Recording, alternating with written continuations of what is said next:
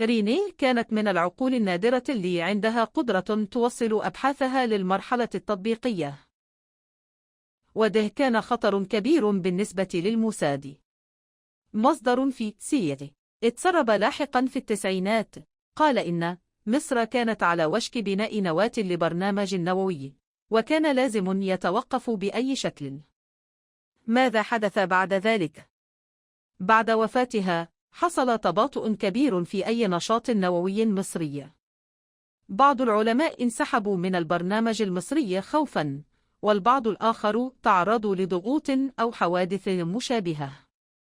القصة ما ظهرتش للعلن إلا بعد تسريبات أرشيف الموساد، وبعدها بدأ بعض الباحثين والصحفيين يربطوا الخيوط. دبوس الخلاصة: دي مش مجرد حادثة، دي كانت رسالة لكل من يفكر يطور شيء ممكن يغير موازين القوى في المنطقة.